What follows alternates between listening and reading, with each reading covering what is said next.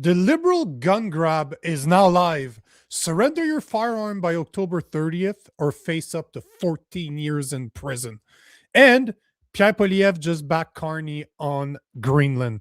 What the hell is going on in Canada? My name is Nico Lagan, and I'm too conservative for the conservatives. My co-host Rob Ambrose, not woke enough for the liberals. We are the political orphans. Have you heard of the gun grab that is now happening throughout Canada? That has been unleashed. Is it a new one or to people like me? Yeah, it's what they were testing. Yeah. It's what they were testing in Cape Breton. In PEI, right? Or yeah, Cape Breton. Yes, correct. Cape Breton, yeah. Yeah. So this morning, Wilf. Did you one of our Yep. Well, listen. So Wilf sends me a message. Wilf, what's going on? Talking about him. So Wilf sent me a message on Facebook this morning and saying, "Hey, did you receive this?" And I hadn't looked at my Gmail. I use my Gmail is like my spam email now. Yeah, but I go to my spam. Yeah. I go to my spam email, and literally 50 minutes prior to him sending me this text, I get this email right here. Notice to individual firearm owner, assault style firearm compensation program. That's the headline, and it is coming from Public Safety Canada, saying that this is a notice to individual firearm owners assault rifle firearm compensation program, or ASFCP, is now live and going. So the notice has been sent to me because I have a valid possession and acquisition license, which is, last time I checked, is more than 2 million Canadians have that license.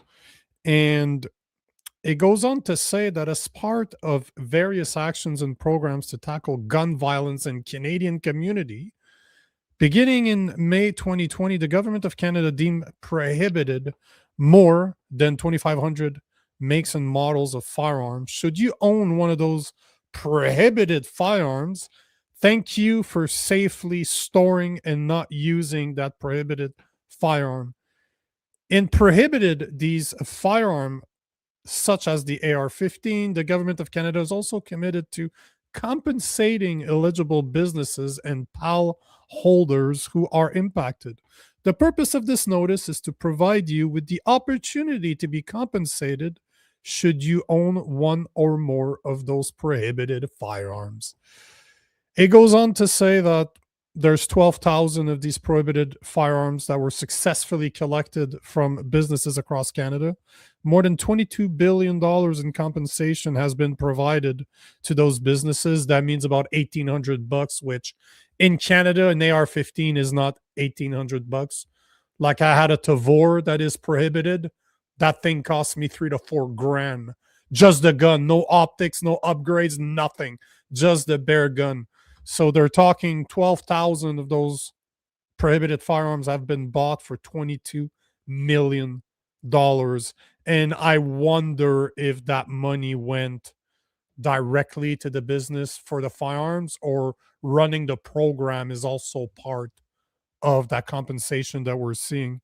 But we're talking 2,500 makes and models. But here's where it gets very interesting. Obviously, if you do not possess one of those firearms, don't worry about it. It doesn't concern you. But if you do possess one of those prohibited firearms, you may do so. If you own one of those prohibited firearms and you wish to participate in the ASFCP and apply for compensation, you must first declare the prohibited firearms in your possession. Because right now, there's no, unless you declared it, or if you had it for a long time, they probably don't even know you own it. You may do so during the nationwide declaration period, which begins on January 19th today and will end on March 31st. So you literally have just over 2 months to declare it. On March 31st and after, declaration requests will no longer be processed. So you will not be compensated for your firearm. And it goes on to say that amnesty is scheduled to end on October 30th, 2026. Basically telling us that after the 30th, so starting on March 31st and until October 30th, all prohibited firearms and devices must be disposed of or permanently deactivated prior to that date. If you remain in possession of an impacted firearm following this date, you will be no compliant with this legislation. And I believe that in there, it actually says that if you are found, if you have not, oh yeah, reminder that this is important. Reminder, while the compensation program is voluntary, compliance with the law is not. Impacted firearms and devices must be disposed of or deactivated by the end of the amnesty period on October 30th, 2026. But if you do not deactivate your firearm, you will be in an you will be illegally possessing a firearm knowing that it's illegal. And you're looking at up to 14 years in prison for something that you bought, that I bought legally. And Jesus. Yeah. So it's interesting. Then they call it a voluntary program, eh? Voluntary buyback. And one of the things that's that's really messed up about this is that I was doing some research earlier, and because normally what happens is I've had a buddy of mine that turns out that there's one of the firearm models that he owns that could be made fully automatic pretty easily.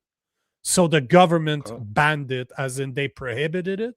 So nobody could buy that gun anymore. But it was grandfathered, as in they weren't taking your firearm away because you had it. You bought it legally, and it turns out that there might be a problem with it. The only time that I've seen that there's no grandfather laws after a ban, or that you could not pass it on, because that's the other thing that's messed up, right? You have some of those firearms are stupid expensive. Like I have a shotgun that's 70 years old. It's not impacted by that law, but my son will have his firearm permits. I will teach him how to shoot, and I would give it to him. I'm not going to sell it. We can't even do that. So you could have firearms that you plan to give to your children, and now because of that law, not only for the past few years have you not been able to shoot it, you can't even keep it now. If you want to keep it, you need to deactivate. So basically, turn it into a paperweight, or you can give it to the police. Mm-hmm. Those are your choices if you don't want to be compensated. So you literally have until October 30th to either give it away for half the price that you probably paid, if not less, give it to the police for free, or deactivate it. No grandfather possibility, and you cannot leave it to one of your children or one of your family member that has their license. And if you choose not to surrender that firearm or deactivate it by October 30th, you are facing up to 14 years in prison.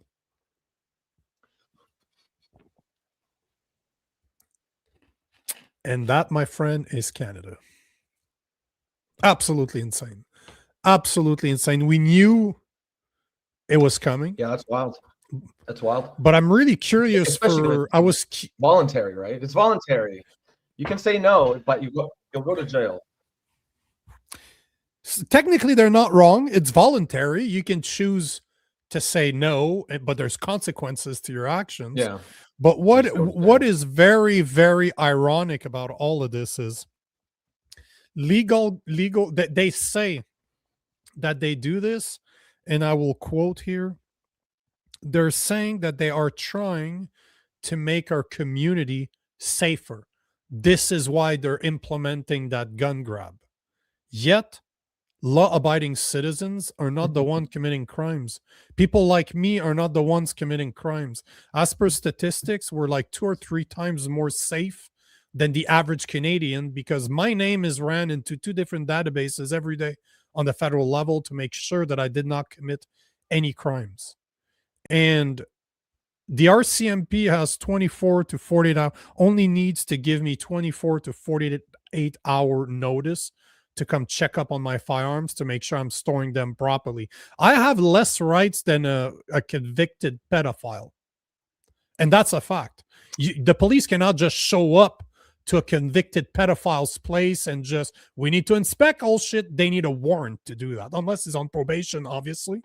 But we have less rights than a convicted pedophile. It's insane. It's absolutely insane. That's the case right now. Now I could become a criminal by October 30th if I do not surrender my firearms. I don't render them inactive. And I'm very curious to see what's going to happen with this, because 14 years is no joke, man. 14 years in prison, that's insane. We got people that try to buy sex from a 16-year-old because they're an immigrant, they get a pass. But because I don't want to give my legally purchased firearm away, I could face 14 years in jail. That's the maximum. It goes from 5 years if you did not know. If you have an illegal gun in your possession, you didn't know, 5 years. If you knew, there's 10 years. And if there's another place where it's 14. So those are the three. And most of the cases, supposedly, as per what I was reading, they have a hybrid type of situation. So they're probably somewhere in the middle. But the good news for people in Alberta, Daniel Smith has said in the past that she won't enforce it. And if you're in Manitoba, good for you, because Wop Wop Canoe said that he will not enforce the gun grab either. So I'm very curious to see what's going to happen in Canada, in Quebec and Ontario, because this is where it's going to be decided. If people don't listen in Quebec or in Ontario, if I recall, that thing's going to fall. The OPP said they're not going to enforce it. Is that correct? Or has that changed?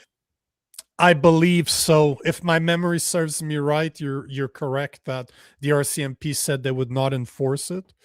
But today my goal was just to kind of talk about it, to say that it happened, because literally that's the email I received this morning, like millions, probably like 2 million of Canadians.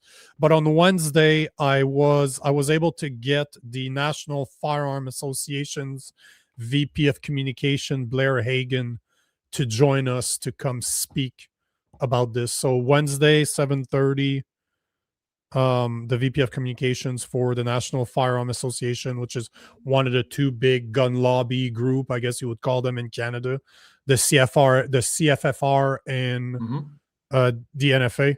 But yeah, so he's going to come on the show and we can go deeper as to what it means. That's what he does for a living. So he's going to know a lot more than you and I. And just as a reminder, tomorrow we do have Jason Levine joining us at 7:30 to speak about the Tories on and the Alberta sovereignty movement. And I didn't say this, but at 7:30 today, we're joined by John Carpay to speak about the how did we call it, to speak about the Trudeau what happened last Friday. The Trudeau administration. Well, I just want to find the actual real term here. It is it's the appeal, the federal court's appeal of the Federal Court of Appeal's ruling on Justin Trudeau's use of the Emergency Act was indeed found to be illegal and unconstitutional. So John is joining us like 10 minutes to speak about this. Nice. I always love when John's on. John Carpay DM. Yeah. So I'm just curious for the people out there, because I'm a gun owner. It's not that I talk about it or I don't talk about it. Like I'm a proud gun owner. I believe in owning guns and having the rights to defend myself, although we don't have that in Canada. But all to say, I possess firearms. I know most people, like, we only represent less than, I think, like 3% or 5% of the population. So we're not that many that owns them legally. But I'm curious for the people in the comment section. You don't need to tell me if you own firearms or not. I understand why you wouldn't want to talk about this. But do you think that that's normal? Do you think that that's normal that we have a government that is going after law-abiding citizens like me, for example, to confiscate their guns in order to fight crime? Because that's the idea, right? They're saying that we need to fight gun violence, and so we're going to grab the guns of the legal owners, yet we're not the ones committing crimes. Criminals are the ones committing crimes. And something stupid like 90% of the guns used in gun crimes don't even come from Canada. They come from the US. Like, the number is stupid high. Yet they're going after people like me. So I'm curious for the people out there. What do you guys think? Yeah, let's see here. We guys think. I just want to take this one from Penguin. It says, Rob, question, where's your line in the sand? Can you expand on that, Penguin? Specifically, what do you mean? Like, line in the sand? Well, because you talked about gun ownership before, right? Yep. That's probably what he's referring to. Yep. I wasn't sure if he meant gun specifically, or maybe like till I would no longer consider myself a liberal, because obviously I get that question a lot. I'll just wait for Penguin to clarify that. I mean, I've certainly got more informed on the gun issue since I started doing this show. Really, I still can't say it's a top issue for me, but I definitely am more understanding I understand why it's a top issue for gun owners. And if I became a gun owner, which I have no, if I needed a gun, then I like guns. I think they're fine. They're useful tools. Like you said, most people who, once you become a gun owner, you become political. And yeah, I could see that happening too. Oh, that's one of the first thing my buddy told me, the guy that introduced me to firearms like 10 years ago.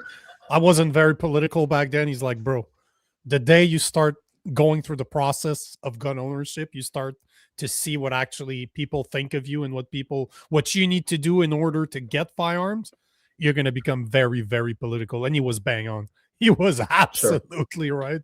Yeah, but absolutely. See, the point I'm trying to make with this, though, and the reason I wanted to talk about it is, at the same time as they're trying to censor us by Bill C2, C8, C9, C12, C16, and the new C63 that's gonna be retabled soon, they're taking our guns away.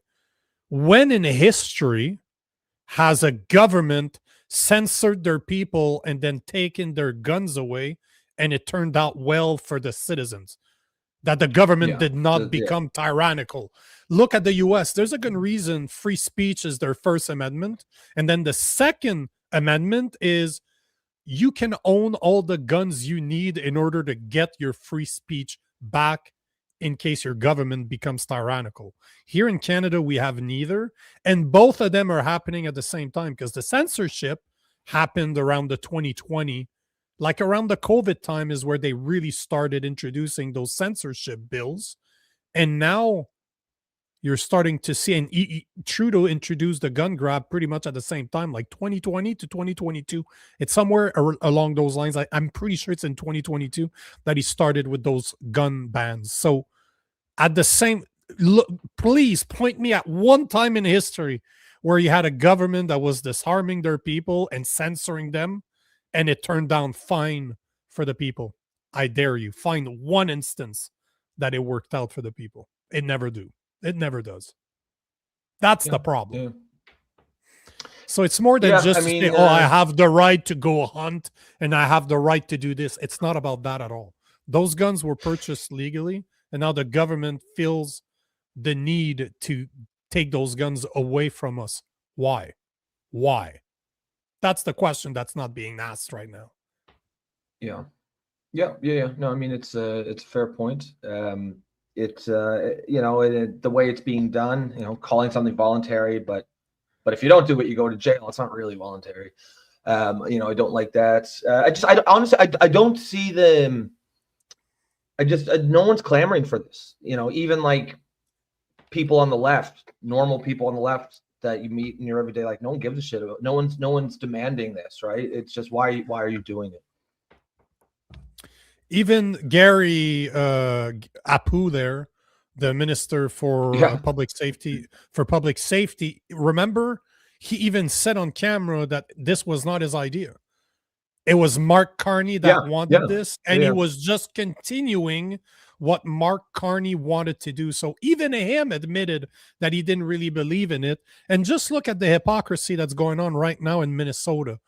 Did you see that some of the lefties now are buying guns and they're showing up to protest with AR-15s?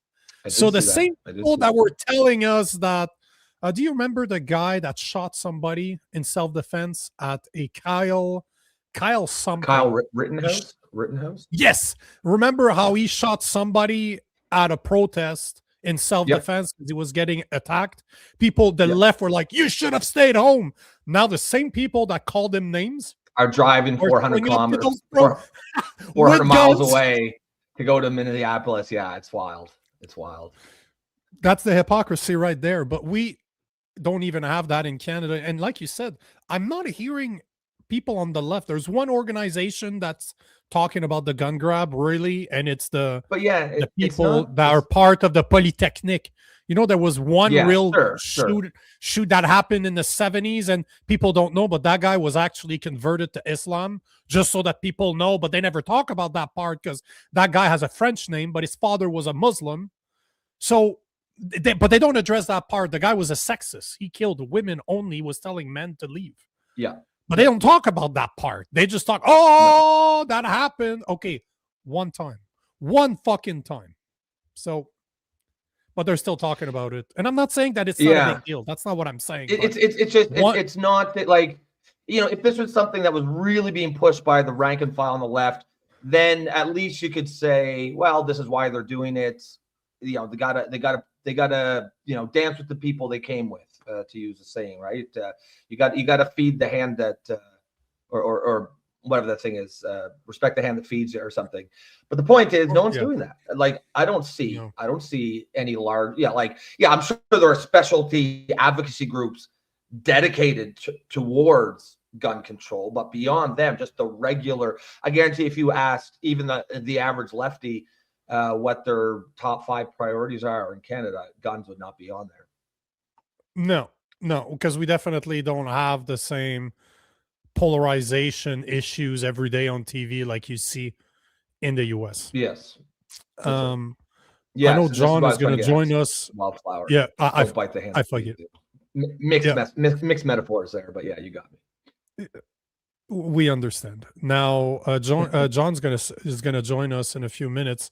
I don't know that I'm gonna have time. We're 2 minutes in, so I don't have time to address the other subject I wanted to. But Pierre Poilievre doesn't back Carney, and nobody cares. Well, you know what? I'll bring it up. Clearly, you care, because you wouldn't have commented if you didn't care. So first, you do care. Second, he did back Carney, as in he did. I'm just bringing up. I didn't think I would have time to show it, but did you see the post he made yesterday about what's going on in Greenland? Who? Pierre Poilievre. Well, PP. PP. PP. Oh, yeah. It was about the tariffs, right? And he's saying basically he was against it. No. It's about Greenland.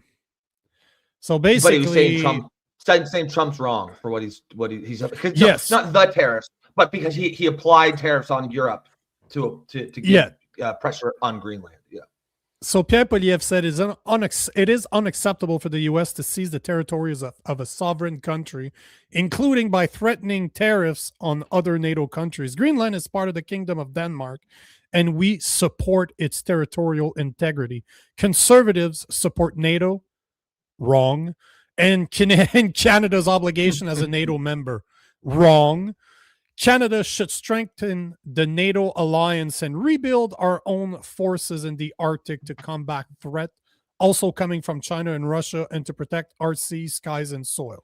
I agree with the last part, but Canada should strengthen NATO alliance. Wrong. But this is the same dude that just a couple of weeks ago said this. So this is the hypocrisy. So David, sorry, I'm just bringing up the other one. I think I made a mistake here. David, PP doesn't back Carney. Clearly, he just did, because he pretty much said the same thing Carney said. But on the other post, do you remember when he said that he congratulations to President Trump on successfully arresting narco-terrorist and socialist dictator Nicolas Maduro, who should live out his days in prison. So he's okay with Trump taking out the president of Venezuela, but he's not okay with Trump suggesting that he wants to buy Greenland. You know, sometimes, man, the whole point of this is sometimes you need to shut the hell up and keep your fucking mouth shut, because nobody cares about what you have to say, and you're not moving the needle. Canada's not doing shit. I understand why Mark Carney had to say something about it, because he's the prime minister. I completely disagree with him, but I understand why he had to say something, because the media is asking him. Nobody cares about what Pierre Poilievre has to say, and you should see the hate he's getting off of that comment. So many conservatives are like, are you serious? Like, what are you saying here? And I commented on him. Conservative support NATO part? Because that does. No, the whole post. People are just like, what the hell are you talking about? Why are you getting involved in this? You're not moving the needle at all. One of them called, man, that's funny. I laughed my ass off when I heard that, but one of them called him, hey, Timu Trump. Maybe you should shut the hell up. So, Trump. You know, sometimes you just need to not share your opinion because nobody's asking and you're not helping the cause. Yeah. You can't stop him. He's not going to invade Greenland. Just like he didn't invade Canada to force it to become the 51st state. He's using that as a negotiation tactic and to keep you speaking about him. That's what Trump wants, right? But yet people are ripping into Pierre Poilievre because he's basically backing Carney, which, if you wanted to know if he was a liberal, I guess there's your answer. Yep. Just before I bring John in, I just want to quickly reiterate what Penguin says here. He says, great show so far, guys. Hit the likes for these dudes. And yes, we cannot recommend enough what Penguin is saying there. Guys, remember to hit those likes midstream. It definitely helps us with the algo. John, thumbs up if you're ready to go. John does thumbs up. Awesome. So we are joined by the President of the Justice Center for Constitutional Freedom and friend of the show, John Carpay, to speak about the Federal Court of Appeals ruling that Justin Trudeau's use of the Emergency Act was illegal and unconstitutional. Let's see if John corrects my verbiage here. John, hello. Hey, John. How's it going? Hey, sir? Bonsoir. Good evening. Good to be with you guys. Thanks for being here, John. As always. So, always a pleasure. Illegal and unconstitutional. Is that accurate? Yes. The lower court ruled 2 years ago that the sorry. The lower court ruled 2 years ago. To my layman's ear, that sounds bad. Go ahead, John. Sorry, is my audio and sound is good? Yeah, all is good. Yes, John. We can hear you. Okay, good. We can hear you. I think I'm lagging a little. Yep. So 2 years ago, January 2024, we got this lower court ruling that the federal government, I guess the prime minister in particular, but it was the cabinet, the government acted illegally when they declared that there was a national emergency and they proceeded to freeze bank accounts and to use violence against peaceful protesters. And this was a court action for which the Justice Center provided lawyers to 4 Canadians who had their bank accounts frozen, who were present in Ottawa, who had seen how peaceful the protest was, who had seen how violent the repression was, etc. So we provided lawyers, and then there were other groups that also had their own court actions, and they were all consolidated together. So it was a great victory because everybody was, well, I certainly was. Lots of people were very discouraged. Our country is going downhill in many ways. It's a very bad situation. However, here we have a federal court ruling by an Ottawa judge who is very much a part of the Ottawa establishment. You could tell from his ruling, he despised Tamara Leach, Chris Barber, the truckers, the protest. He thought that they were, probably criminal, probably dangerous, probably violent, certainly bad people. He thought there was Nazi flags all over the place. He didn't understand that Diagolon was an internet joke. He thought that Diagolon was an actual, a serious terrorist organization. So here is an Ottawa judge, very much part of the Ottawa establishment, who very much dislikes the protest. He thinks it's disruptive, it's inflicting, he thinks, huge amounts of economic harm, which is kind of ironic when you think about the economic harm of lockdowns, but I digress. He thinks the protest is bad. It's very harmful economically. It's causing severe inconvenience to huge numbers of people. He really dislikes the protest. He makes that very clear throughout the ruling. And then he says, but based on the facts, the Coutts border dispute had been resolved. The Windsor, Ontario border dispute had been resolved. The only thing that was still left was we have a local protest in Ottawa where there's no arson, there's no violence, there's no cars set on fires, there's no shop windows smashed in, there's no threats, there's nobody being shot. But all that's left is a local protest in Ottawa. And he says this is not a serious threat to national security, nor is it something that cannot be handled by ordinary law enforcement, right? You got your criminal codes, you got your Ottawa City Police, your Ontario Provincial Police, you got the RCMP, just use ordinary law enforcement. So it was a big slap in the face to Trudeau and the cabinet. They declared within 20 minutes or 45 minutes, I forget which, in less than an hour after the court had released its decision, which was 50,000 words, okay? More than 50,000 words on more than 100 pages.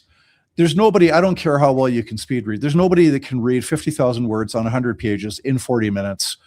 So neither Trudeau nor Chrystia Freeland nor the rest of the Liberal cabinet, nor any of the federal Justice Department lawyers had read the judgment, and immediately they have a news conference to announce that they are going to appeal, which is sick. I mean, it's not necessarily wrong for a government to want to appeal a court ruling against it, but you read the thing first and you see if there's actually any legal flaws in it. So they appealed it based on pure political arrogance was their motivation. Now, 2 years later, we get a federal court of appeal ruling this past Friday, and it upholds the lower court ruling from 2 years ago. I am thrilled. So let me ask you this, John, because I posted about this on Friday when it came out, and I knew you were involved. I knew your organization was part of this because we have spoken about this before. But I pretty much said, this is great, but so what? Because correct me if I'm wrong, but we cannot prosecute criminally Justin Trudeau or Chrystia Freeland because they have Crown immunity. So technically, people like us cannot go after them criminally for what they did. So correct me if I'm wrong here. And if I am accurate, what does it matter that the Court of Appeal ruled in your favor? So 3 very good things about it. First of all, it sends a signal to all the courts in Canada that it's okay to rule against a government. So that's a breath of fresh air, because from 2020 right on through to 2024 into 2025, we've had so many perverse court rulings where they have not seriously considered the evidence, and they've written a media narrative about COVID and lockdowns and vaccines. They've written a media narrative into their court rulings, which is very bad, because the courts should be neutral and not be a rubber stamp for government violations of our rights. So the first benefit is it's a reminder from the second one. The Federal Court of Appeal is right below the Supreme Court of Canada. It's influential court. They're saying it's okay to rule against the federal government. So that's really positive. Second positive thing, I know that this was just brought to my attention a few hours ago. Diane Magus, who is the lawyer acting for Chris Barber, she is incorporating this federal court ruling into her appeal documents as Chris Barber and the Crown, moving on to the next level of appeal. So she's looking at it as a persuasive precedent. I don't know for what specific point. Thirdly, you've got Tamara Leach, Chris Barber, and other people have commenced civil actions against the government over the freezing of bank accounts. I believe there's more than one action. I don't know how many there are in which provinces and which lawyers and which plaintiffs. But here you have affirmation again that it was a violation of our Charter Section 8, the right to be free from unreasonable search and seizure. So Charter Section 8 was unjustifiably violated. That's what the court has said. That can only help civil lawsuits that are in progress. So those are the three benefits. But like I said earlier, they cannot be held accountable criminally. I mean, Justin Trudeau and Chrystia Freeland, because they have Crown immunity, correct? Yes, they are not going to be personally liable, but that holds true for all kinds of laws. You could pass some environmental policy that does nothing good for the climate and harms the economy, throws people out of work, pushes us towards poverty. And we have a democratic process. It doesn't always work to our liking, but we have a democratic process. You can vote out one government, vote in another government. I'm not sure if I would want to see a system where every time after the election, every time a government's voted out of office, we have all these lawsuits because they had bad policies or they made bad decisions. But we're still talking about them being proven that it was illegal what they did. So we're not just talking bad policies here. We're talking about bad faith, because they're not stupid. Like we can agree that as much as they sound like idiot, I mean, by talking about Chrystia Freeland and Justin Trudeau, they're not stupid. They knew exactly what they were doing.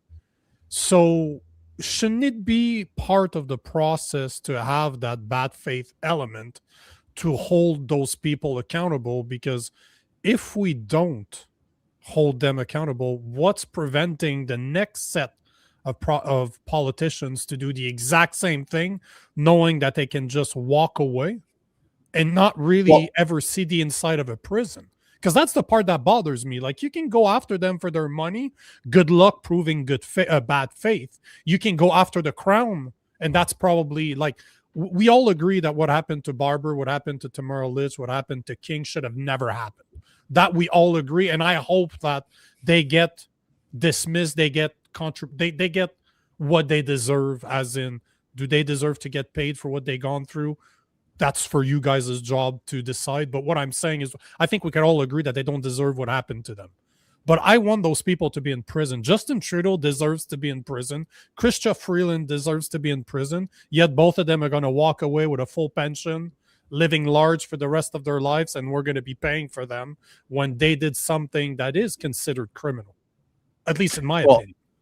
Yeah, I hear what you're saying. I share that frustration that we are not yet seeing people being brought to justice who should be brought to justice. We can fix this problem. One way to fix it is you can change the Emergencies Act legislation, and you can say that if subsequent to the declaration of a national emergency, if a court finds that the government did not comply with the terms and conditions of the Emergencies Act, then the politicians in charge will face, criminal prosecution, or, there'll be penalties set out. Now, you can change the Emergencies Act to do it that way.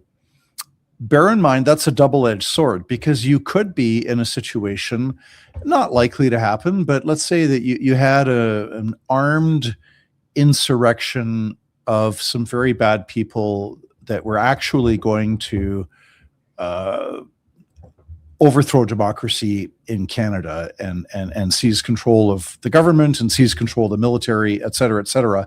If you had a real, true emergency, or maybe it wasn't in the nature of a terrorist takeover or a coup, but maybe it was in the nature of, let's say you got forest fires burning from coast to coast or something, right? Which probably wouldn't happen, but whatever, okay? We have to think twice. Do you want the legislation to say that politicians can go to jail for using it? Because if you put that provision in there, then the Emergencies Act will never be used, because all the politicians will always be scared. And maybe that's the result that we want. But I'm just saying we need to think carefully. If you change the legislation to allow politicians to be punished for a subsequent court finding that they didn't meet the standards, okay? If you change the legislation, then be prepared with the consequence that maybe the legislation will never be used. And that could be a problem if there was a true emergency. Or maybe not. Maybe we don't need the emergency. A question you had mentioned. Yeah. Go ahead. Go ahead. You had mentioned that you were happy. Okay. You had mentioned that you were happy just that the courts kind of pushed back and said that the government can be wrong sometimes. And as you were saying that, I was thinking, because, I feel like I'm more familiar with the American, rulings and stuff, just because it gets more press, more media. And it seems like they regularly push the judicial branch does push back against the executive quite often. Is that not something that happens here in Canada, or do the courts typically just rubber stamp whatever the government does? Well, sadly, in Canada, it's become political. So I'll give you an example. In Alberta, Premier Danielle Smith announced, I think it was 2 years ago that she announced it. She announced that we're going to protect children and teenagers from unscientific transgender ideology that targets children and tells boys that they can become girls and women, tells girls that they can become boys and men, which is false. It's not possible. And so to protect children, and also joining international movement, which is very much moving away from this, transgender ideology. Let's give puberty blockers to children, and let's give them opposite sex hormones, and they will never become parents. They will never become mature sexually. They will never become mothers and fathers. So the world is moving away from this. So Danielle Smith passed a law in Alberta that there would be no puberty blockers and opposite sex hormones given to kids. I think it was 16. I don't know if it was with or without parental consent. Anyway, she put some restrictions on this to protect children. And there's no gender reassignment surgeries to people under the age of 18, full stop. So a very sensible policy. Now, the LGBTQ group AGAL went to court, and surprise, surprise, they got an injunction against the legislation. So, and same thing in Saskatchewan. The government of Scott Moe, this is 2 or 3 years ago, they had a policy that if a student at school is going to start using opposite sex pronouns and start opposite sex name, clothing, bathrooms, change rooms, sports teams, right? If a girl is going to try to live like a boy at school, or if a boy is going to try to live like a girl at school, parents have to be notified. So LGBTQ group goes to court, they get an interim injunction to strike it down. So Saskatchewan used the notwithstanding clause, which is a sensible and necessary thing to do. In Alberta, policy to protect children from transgender ideology, court strikes it down on an interim basis, but that would be 2 or 3 years would be the interim basis. So the government comes back, uses the notwithstanding clause. Sorry to be so long-winded. So the answer to your question is courts will rule against government and strike down policies if it's a woke activist, progressive, equity, diversity, inclusion. If it's something that's a neo-Marxist ideology, then the courts will say yes, and they will rule against the government. But if it's coming from a different perspective of religious freedom, or just our fundamental charter freedoms, like your freedom of association to have Christmas dinner with your mother or with your kids, right? If you're going to court against lockdowns, then the courts are very eager to just rubber stamp whatever the government does.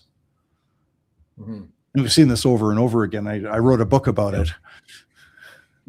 But you're basically saying at this point, you're arguing, and correct me if I'm wrong here, but you're arguing to the point of the government should have some type of emergency power or withstanding clause to kind of push what they're trying to do.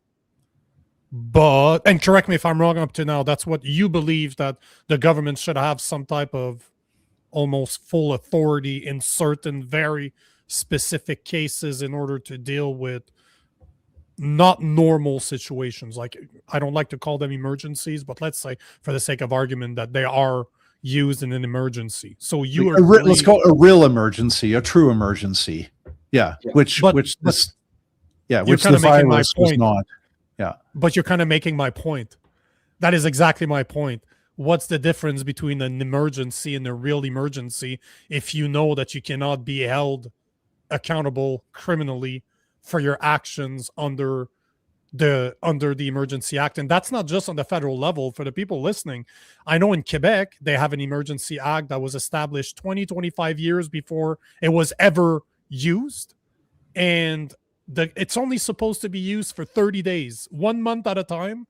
And the premier kept on renewing it every month. He would go, during COVID, it's like, we need the emergency again. We need the emergency again. So there's a difference between an emergency, 2 weeks to flatten the curve, to I'm going to need to see your passport for you to go eat at the restaurant. But if that Emergency Act was not there, or if it was there, but they could be held accountable criminally, as in spend the rest of their life in prison, I guarantee you they'd be a lot more careful about the way they use it. And it's the same way as us. If I know that there's self-defense in Canada, example, I know that if I defend my family, I'm gonna be in court. I might walk free, I might not, but I'm going to court, no questions about it. I'm gonna see the inside of a court. Why should it be any different for our government, considering the amount of power that they have? You should have to explain yourself after you use the Emergency Act. It should go to court automatically, and you better prove that you needed to do it and you did it for the best of Canadians, because obviously, I think we can agree on that, at least, John, that they did take advantage of the Emergency Act. They weren't stupid. They knew exactly what they were doing. And now they walk free. That's what bothers the hell out of me, is they can just walk away with their full pensions and just live at large on the back of Canadians, even though they never really worked for us. I can't disagree. I don't disagree. It was disgusting. Even before invoking the Emergencies Act, we have the evidence before the Public Order Emergencies Commission that the federal cabinet, without knowing any facts about who Tamara Lich and Chris Barber were, without knowing anything, they crafted ahead of time, before the first truck rolled into Ottawa, they said, this is what is going to be the narrative. These guys are dangerous, violent criminals. They're going to be like the January 6th United States, where you had the I don't know what to call it, attack on Congress, or, violent protest, whatever. So this is going to be like the Canadian version of January 6th. These are dangerous, bad people. They want to overthrow the government. They are, they're Nazis, they're white supremacists, and they decided that narrative. And then the government-funded media ran with that and just reported blatant falsehoods. And they kind of bounced back and forth. So the politician would say, well, the trucker set a building on fire. And then the media would say, well, the trucker set a building on fire. And then the politicians would say, well, the media has reported that the trucker set a building on fire. They went back and forth, back and forth, back and forth. The truth of that, came out that yes, there was a guy who did try to set a building on fire. Luckily, he was caught and stopped, so the building did not catch fire. That guy had absolutely nothing to do with the Freedom Convoy, but yet you still had the media reporting on it. So it's a disgusting and unethical. Now, to what extent do you start to prosecute people after they leave office? It's a difficult question. Because you see in the United States, they went after Trump after he stopped being president. Is the Trump administration going after Biden now?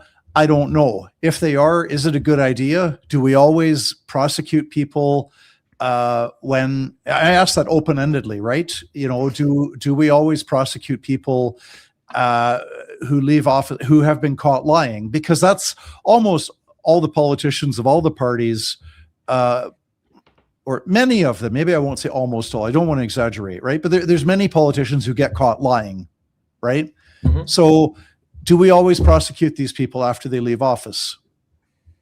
No.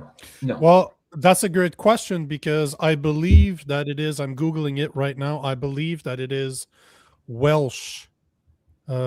So Welsh lawmakers want to put criminal consequences for politicians that are caught lying. So if you're in office and you openly lie and it's proven to be a lie, the new legislation that they're trying to pass would make that's hard that to prove, a crime.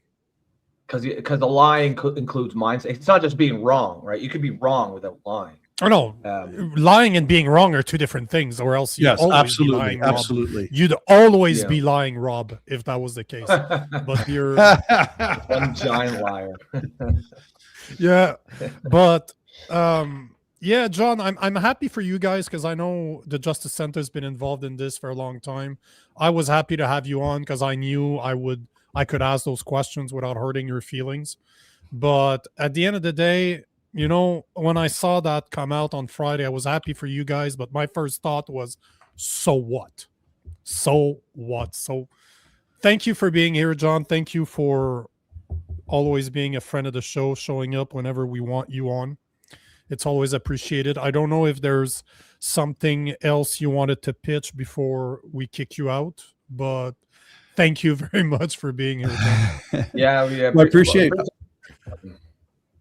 I appreciate the invitation. I like talking with you guys, and I don't get me wrong. I think Canada is in very, very serious trouble, and we are rapidly going downhill. And we are in a crisis in terms of our rights and freedoms, and in terms of an independent judiciary that doesn't just write a media narrative into court rulings.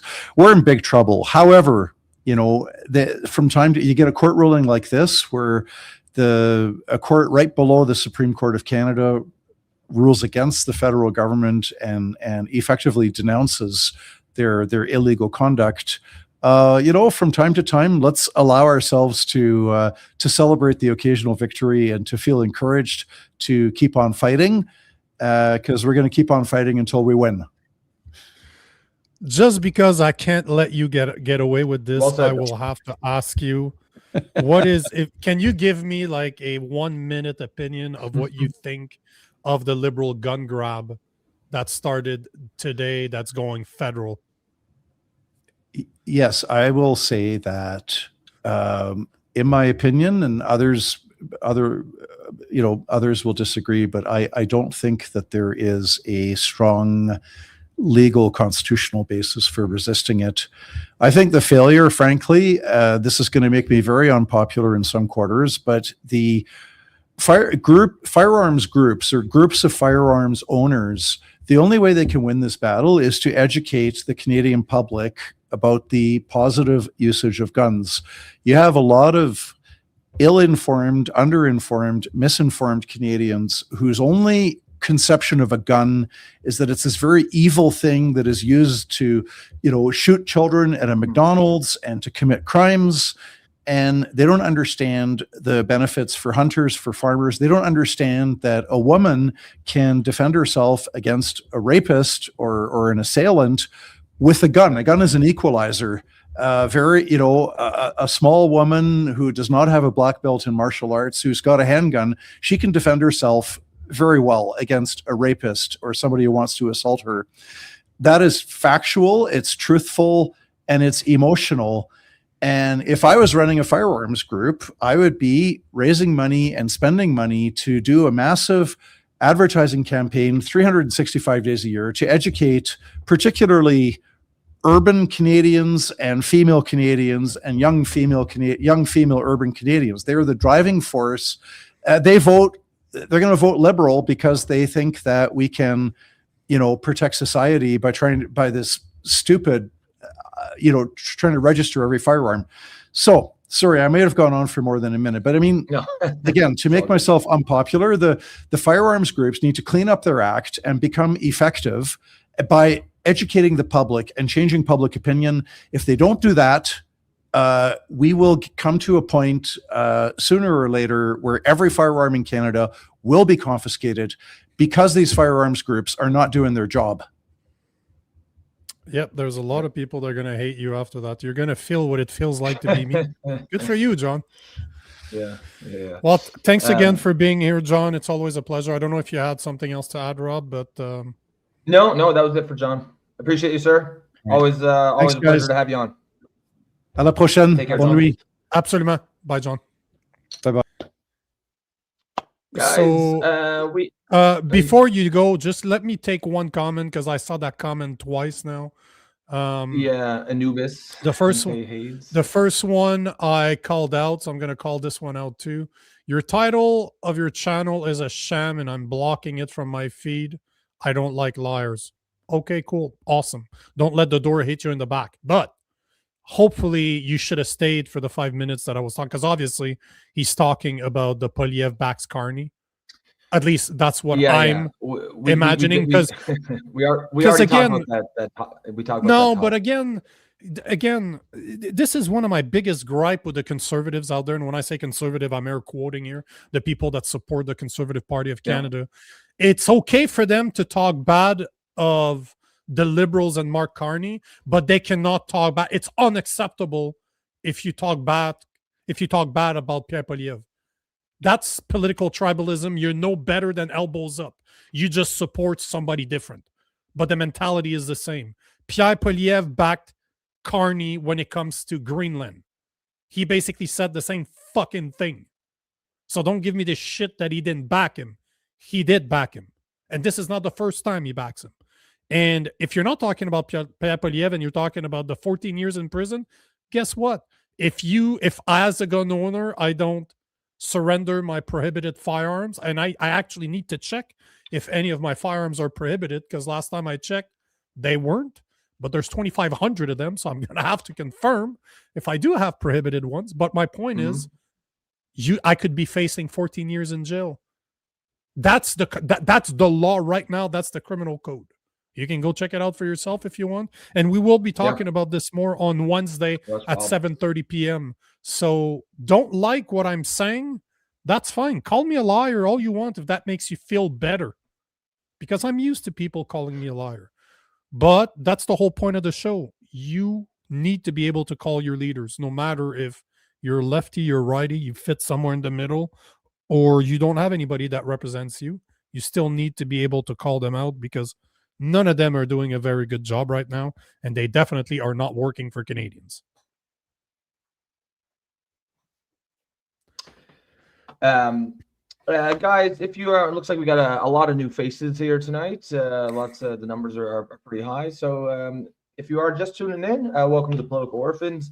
If you've been watching the show, you might have caught John Carpay from the Justice Center for Constitutional Freedoms.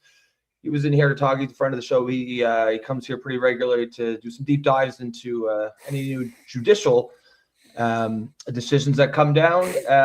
And if you caught the half hour before him, you would have seen us taking a lot of comments, taking a lot of questions. That's kind of what we do around here. Audience engagement is huge part of the show. So if you're new, remember to get those comments in there. We will get to them sooner or later. We're gonna, we can't get to every single comment, but if you're here pretty regularly commenting, we're definitely gonna take some of yours.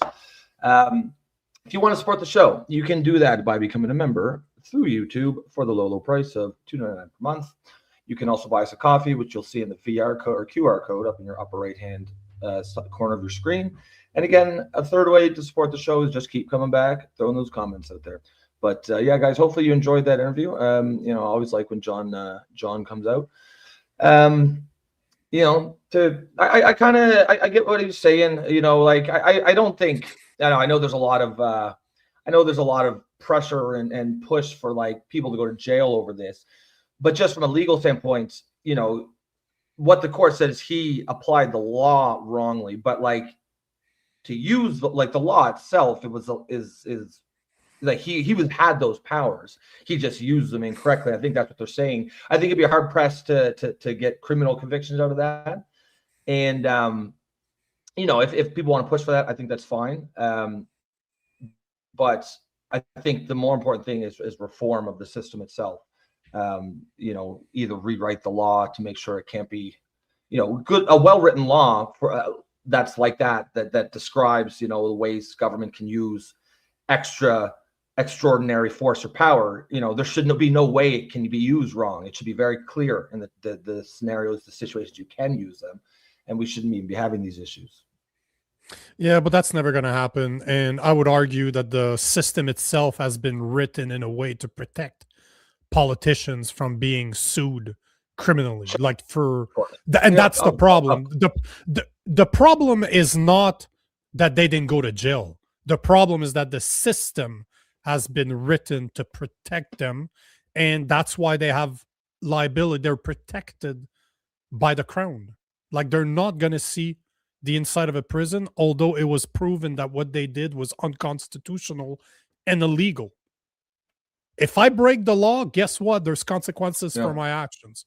For them, there's not. And like I was telling John, what's preventing them from not doing it again? And that's the part that really bothers me, is you're basically encouraging our politicians to do whatever the fuck they want because they know that they'll be protected if they mess up. That's the part that bothers me. But that Emergency Act, if you're using it, you should automatically have to go to court in order to explain why. Or maybe you should go to court and try to convince. Maybe you need to convince the other people. Our party, our system has an opposition. If the opposition doesn't agree with you for the Emergency Act, maybe you need to be able to convince them and they need to say yes, although I don't trust neither side of the equation. But it does seem like the system itself, yes, but the system is definitely written in a way to protect politicians. And I don't think anybody can argue with that. Oh, undoubtedly. All right, guys, we're gonna pin in there, or we're gonna pin it for the night, as we like to say here. Trevor Benson says, "Great show, guys." Appreciate that, Trevor. Guys, remember to like and share the stream as you're watching. That'll help boost us in the algorithm and help us bring the show to more people. I just did the spiel like 2 minutes ago, so I won't do that whole thing again. But just reading the comments, looks like we got a lot of people like the interview, like the episode. So glad to hear that, guys. Have a great rest of your evenings. Take care of yourselves. We'll see you tomorrow night, and make sure to get those comments in here to when you come back tomorrow. Peace. Peace.